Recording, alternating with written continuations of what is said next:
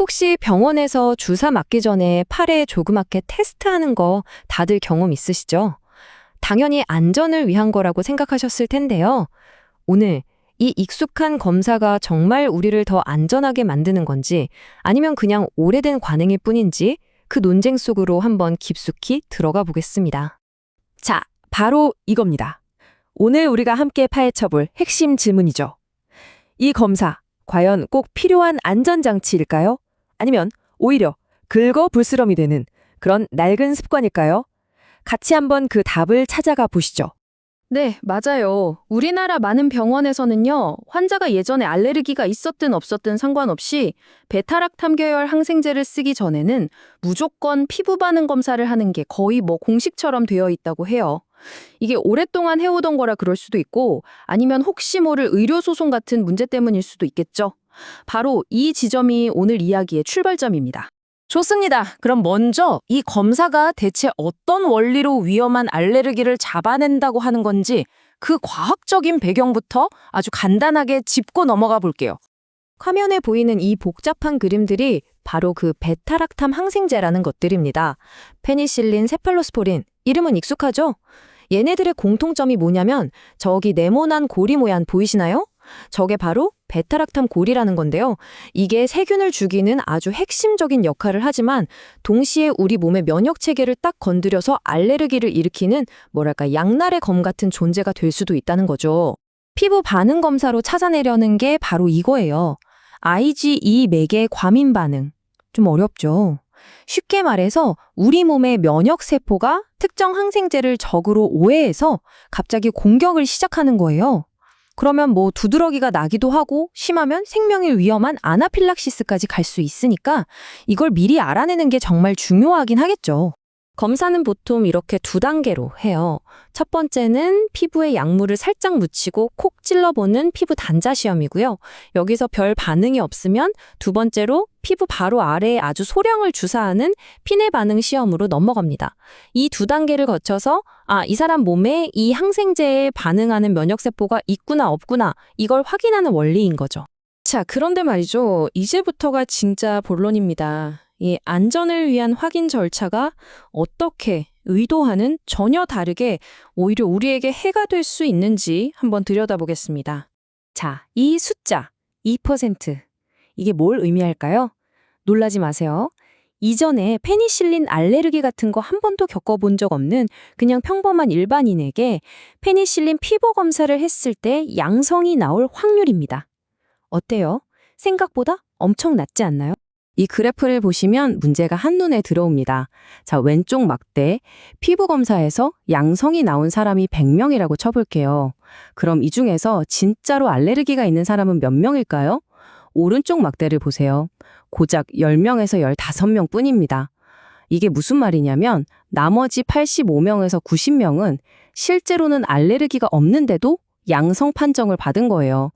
이걸 가짜 양성, 전문 용어로는 위양성이라고 합니다. 정말 충격적이죠? 바로 이 어마어마한 위양성률 때문에 잘못된 꼬리표라는 아주 심각한 문제가 생깁니다. 실제로는 괜찮은데 당신은 페니실린 알레르기 환자입니다 라는 꼬리표가 딱 붙어 버리는 거죠. 한 번 붙은 이 꼬리표는요, 평생 환자를 따라다니면서 치료 선택의 폭을 엄청나게 좁혀버립니다. 그럼 어떤 일이 벌어질까요? 첫째, 가장 효과적인 1차 항생제를 못 쓰고 효과가 좀 떨어지거는 부작용 위험이 더 큰 2차, 3차 항생제를 써야 합니다. 이건 결국 MRSA 같은 슈퍼박테리아가 더 잘 생기게 만들고요. 환자는 병원에 더 오래 입원하게 되고 당연히 의료비도 더 많이 나오겠죠? 최적의 치료를 받을 기회를 놓치게 되는 겁니다. 이 문제에 우리나라 최고 전문가들도 아주 심각하게 보고 있습니다. 대한천식 알레르기 학회에서 뭐라고 했냐면 과학적 근거도 없이 무턱대고 하는 피부 검사는 사람들에게 잘못된 꼬리표를 붙이고 꼭 필요한 약을 못 쓰게 만들고 의료비를 올리는 등 오히려 공중보건에 해를 끼칠 수 있다고 강력하게 경고하고 있습니다. 자, 그럼 어떻게 해야 할까요? 무작정 모두에게 검사를 하는 대신에 훨씬 더 현명하고 과학적인 방법으로 넘어가야 합니다. 핵심은 바로 선별입니다. 왼쪽처럼 병력이 있든 없든 모두 다 검사하는 게 아니고요. 오른쪽처럼 꼭 필요한 사람만 골라서 하는 거죠. 그럼 그 기준이 뭐냐? 바로 환자의 과거 병력입니다. 예전에 특정 항생제를 맞고 두드러기가 났다거나 숨이 찼다거나 하는 그런 명확한 알레르기 경험이 있는 고위험군에게만 이 검사를 집중해야 한다는 겁니다. 지금 보시는 이런 흐름도가 바로 전문가들이 권장하는 방식이에요. 무조건 검사부터 합시다가 아니라 혹시 예전에 페니실린 알레르기 겪으신 적 있나요? 이런 질문부터 시작해서 그 대담에 따라 위험도를 판단하고 다음 단계를 결정하는 훨씬 합리적인 과정인 거죠. 만약 피부 검사 결과가 좀 애매하거나 정말 확실하게 알아봐야겠다 싶을 때 쓰는 최종 보스가 있습니다. 바로 약물 유발 검사라는 건데요. 이게 알레르기 진단의 골드 스탠더드, 그러니까 최종 끝판왕이라고 불립니다. 전문가가 지켜보는 가운데 아주 안전하게 약 용량을 조금씩 늘려가면서 우리 몸이 진짜로 알레르기 반응을 보이는지 아닌지 직접 확인하는 가장 확실한 방법이에요. 그럼 이 끝판왕은 언제 쓰냐? 알레르기 위험이 높은 환자가 피부 검사에서 음성이 나왔을 때 정말 괜찮은지 최종 확인용으로 쓰고요. 또 병력에 좀 애매한 사람들, 그리고 가장 중요한 거, 과거에 알레르기라고 잘못 진단받은 사람들의 그 억울한 꼬리표를 확실하게 떼어줄 때 아주 결정적인 역할을 합니다. 이걸 통해 환자는 다시 최적의 치료를 받을 수 있게 되는 거죠. 95% 이상. 이 숫자는 이 약물 유발 검사가 얼마나 믿을 만한지를 보여줍니다. 이 검사에서 괜찮다고 나오면 95% 이상 진짜로 그 약에 알레르기가 없다고 확신할 수 있다는 뜻이에요. 신뢰도가 엄청나죠?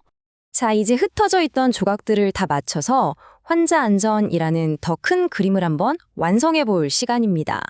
지금까지 살펴본 모든 증거들이 가리키는 결론은 아주 명확합니다.